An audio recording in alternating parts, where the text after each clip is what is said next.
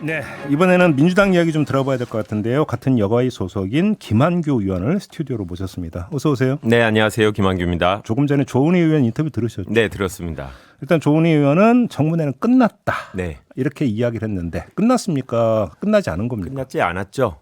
조은 의원님께서 회의장에 다시 들어오지 않아갖고 회의 내용을 못 들으셨는데 어제 여당 의원이 참석하지 않은 상태에서 오늘까지 청문회를 다시 하는 걸로 결의를 했고요. 네. 그거는 이제 저희가 의결 중독소가 충족이 됐기 때문에 여당 의원이 없는 상태에서 다수결로 저희가 오늘까지 인사청문회를 개최하기로 했고, 아까 라디오를 들으니까 인사청문회라고 통지한 게 아니라 그냥 회의라고 했는데 네. 보시면 그 전에도 청문회 때도 그냥 회의라고 통지하지 인사청문회라고 통지한 적이 없고요. 저도 다시 한번 확인했는데 그래서 오늘까지 법적으로는 인사청문회가 계속되는 거고, 다만 현실적으로 후보자가 없이는 진행하기 어렵기 때문에 그렇죠. 저희는 국회 행정실을 통해서 공식적으로 후보자에게 연락을 해서 10시까지 꼭 출석하도록 요구를 하고 있는 상태입니다. 출석을 안 하면 그때는 어떻게 하실 출석하지 않으면 현실적으로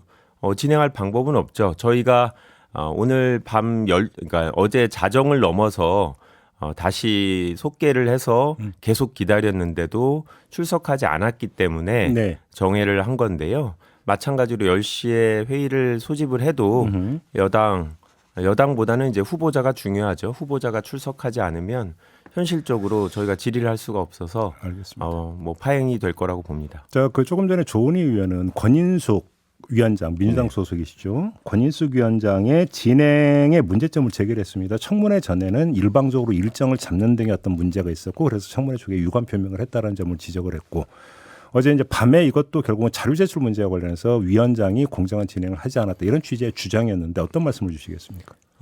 권인숙 위원장은 상식적인 수준의 얘기를 했고요. 저희 그 야당 의원들이 후보자의 태도와 자료 미제출에 대해서 여러 차례 문제 지적을 했습니다. 그런데 어제는 김행 후보자가 중간에 안 낼 거예요라고 이렇게 소리를 지르면서까지 상당히 부정적인 태도를 취했기 때문에 야당 의원들의 반발을 무마시키는 차원에서 권인숙 위원장이 후보자한테 대신 그렇게 계속 자료 제출을 하지 않을 생각이면 뭐 사퇴를 하시라라고 얘기를 했고, 그거는 당장 사퇴를 하라기보다 자료 제출을 적극적으로 해야지 후보자로서의 그거는 의무다라는 취지였는데, 갑자기 일부 여당 의원들은 회의장에도 없다가 갑자기 들어오셔갖고 나가자라고 소리를 지르면서 그 장면이 연출될 때는 회의장에 없었는데 없던 의원들이 이제, 왜냐하면 그분들은 이제 질의할 게 더 없었던 거죠. 왜냐하면 저희가 계속 의혹을 갖고 있었기 때문에 추가 질의를 계속하고 있는 과정이었고, 예. 네, 권인숙 위원장의 태도는 뭐 시청자분께서 들어보시면 나중에 확인해 보시면 아시겠지만 원론적인 수준이었는데 갑자기 그 말꼬리를 잡고 사과를 요구하셨고, 저희는 그 간사간 협의를 하는 과정에서 여당도 그렇게 갑자기 회의장을 나간 부분에 대해서 사과를 하면 위원장도 사과를 하도록 저희가 하겠다라고 요구를 했음에도 받아들여지지 않았습니다. 조금 전에 조은희 의원이 예를 들어서 이제 그 딸 자료 관련해서는 네. 그 나이가 40이 넘었고 결혼을 했고 외국에 살고 있기 때문에 그러니까 딸의 어떤 동의가 필요해서 김행 후보자가 직접 통화까지 했는데 딸이 거부했는데 자료를 어떻게 제출하냐, 네. 이 점을 제기하던데요. 네, 그거는 딸한테 미리 전화도 안 하고 그날 이제 저녁 정도에 어제 어제 저녁 정도에나 전화를 할 시간을 한 30분 줘서 전화를 했더니 자료 제출에 응하지 않는답니다라고 얘기를 했는데, 사전에 아니라 네, 그렇죠. 근데 동의를 받을 노력을 하지 않은 상태에서 그런 태도를 취했고, 또 한 가지는 저희가 딸의 모든 재산 상태를 요구하는 게 아니었습니다. 김행 후보자가 설립하고 운영하고 있는 회사에 딸이 지분을 갖고 있는 것으로 보이는데 그 지분의 취득 경위를 알고 싶다는 거고, 그거는 딸이 자료 제공을 하지 않더라도 회사 자체가 주주명부라든지 기타 뭐 주식 인수대금을 어떻게 납부했는지 회사가 보유하고 있는 자료 등 어떤 객관적인 다른 자료로 대체할 수가 있기 때문에 네네. 동의 없이 제출할 수 있는 자료들을 요구했던 겁니다.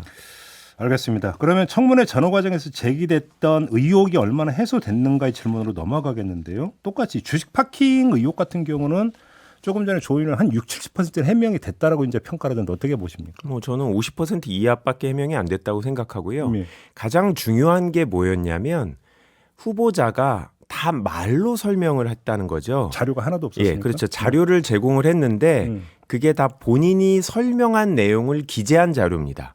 그러니까 저희는 예를 들어서 주식에 관련된 자료라면 회사의 주주 명부나 주식 매매 계약서라든지 아니면 주식 관련된 세금을 납부한 서류라든지 이런 것들을 원하는데 본인이 자료를 엑셀로 정리해서 뭐 세금을 냈고 뭐 공정한 가격으로 거래했고 이런 식의 자료를 냈다라는 건 쉽게 말하면 본인의 보고서입니까? 그렇죠. 그런 자료를 갖고 이제 임했기 때문에 여당 의원들도 60-70%라고 얘기를 했고 그거는 속으로는 50% 이하밖에 해명이 안 됐다라는 걸 인정하는 거라고 봅니다. 저는 청문회 자체가 기본적으로 후보자의 말만 믿는 게 아니라 객관적인 자료를 갖고 여야 의원들이 검증하는 건데 그런 기본적인 부분에서 저희가 자료 제공이 안 됐기 때문에 어제 회의가 상당히 많이 공전이 됐고요.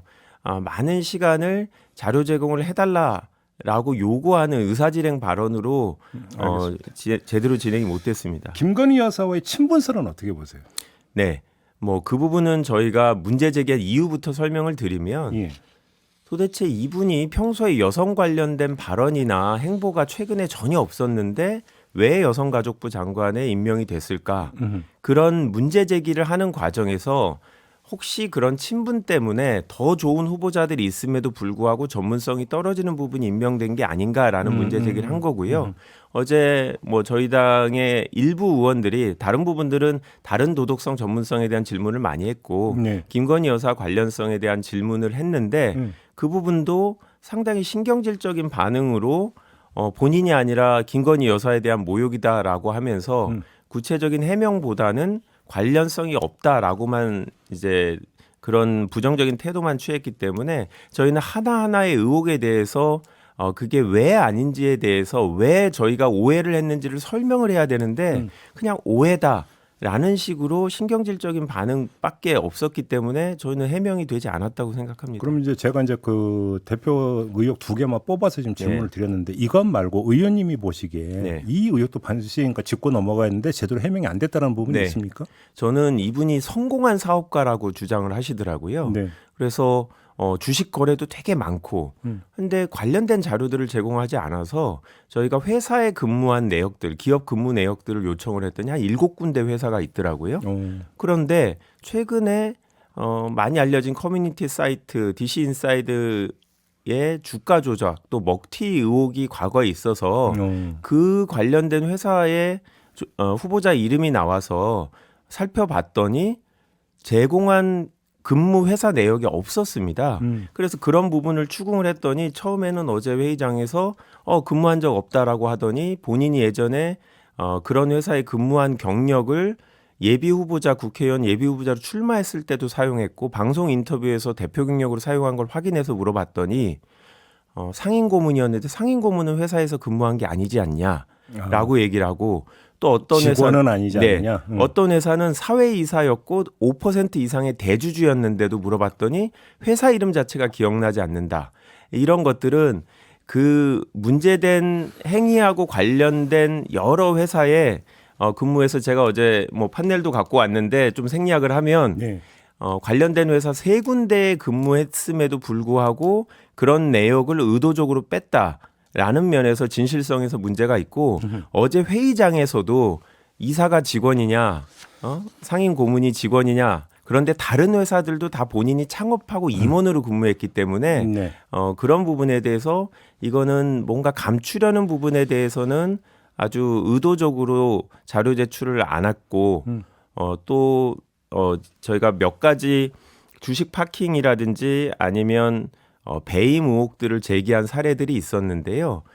태도 자체가 문제가 있으면 고발하세요라는 태도를 여러 번을 취했거든요. 그게 무슨 문제라고 저희는 생각하냐면 청문회라는 게 형사 수사를 하는 게 아니기 때문에 범죄가 되지 않더라도 도덕적으로 문제가 있거나 아니면 관련 법령이나 절차 위반이 있고 비합리적인 행태를 취했거나 아니면 국민들한테 도의적으로 사과할 부분을 지적을 하는 건데 무조건 형사적으로 처벌 대상인지 여부로만 논의를 하고 저희가 그런 의혹을 제기했는데 자료를 제공하지 않고 문제가 있으면 법원으로 모든 것을 갖고 가서 판단하면 되지 않냐라는 태도가 기본적으로 의혹을 해명하기보다는 그냥 이 정부의 어떤 문제가 있으면 수사로 라는 정부의 태도를 그냥 유지한 게 아닌가 싶습니다. 총평사무소 앞서 조은희 의원은 한 방이 없었다. 네. 임명장 줘도 된다. 이런 네. 말씀을 주시는데 의원님 생각은요? 저는 뭐 부적절한 부분이 너무 많아서 네. 저희는 그런 면에서는 한 방이 없죠. 문제가 되게 많은데 그리고 한 방이 없었다라는 건 사전에 언론에 공개되지 않은 한 방이 없었다라는 건데 요즘 관행이 위원들이 다 사전에 이제 보도자료로 배포해서 미리 이슈가 나왔기 때문에 그날 추가적인 게 없었는데요. 그리고 한방이라는 건 형사 범죄 그러니까 당장 감옥 가야 될 게 없었다라는 취지인데 그런 부분이 있는지는 확인해 봐야 될 거고 민주당 자체는 청문회가 끝나고 나면 형사적으로 문제가 된 부분들은 본인이 하도 원하시니까 고발까지도 고려하고 지금 자료를 모으고 있습니다. 아, 그래요? 네. 알겠습니다. 그러면 이제 그 청문회 전후 과정에서 제기된 의혹이 형사건과 관련된 건 고발을 한다고 치더라도 네. 제가 따로 여쭤보고 싶은 게 오늘 청문회가 속개가 되는데 김행 후보자가 출석을 하지 않으면 인사청문 대상자가 청문회를 거부한 게 되는 겁니까? 네, 맞습니다. 법적으로 어떻게 되는 네, 겁니까? 법적으로 그런데 처벌 규정 자체는 없습니다. 아, 없습니까? 네, 그게? 국회법이나 인사청문회법의 문제인데요. 청문 대상자가 출석하지 않는 거를 아무도 상정하지 않았던 것 같아요. 생각해보지 않아서 관련 규정이 없습니까? 관련 규정이 없습니다. 왜냐하면 이제까지 그런 적이 없었고 네. 그런 인물을 임명권자가 국회의 반대에도 불구하고 임명한 선례가 없었고 저희가 어제도 논의했는데 아무도 예상하지 못한 사태가 발생했던 건데요. 그거는 뭐 추후 법을 뭐 이제 보완을 해야 될 부분인데 대통령께서도 만약에 정말 임명을 하고 싶다면 반나절이라도 추가적으로 인사청문회를 해서 네. 본인의 소명을 충분히 하게 하는 게 맞다고 생각합니다. 알겠습니다. 말씀 여기까지 드려야 될 것 같네요. 고맙습니다, 의원님. 네, 김한규였습니다. 더불어민주당의 김한규 의원과 함께했습니다.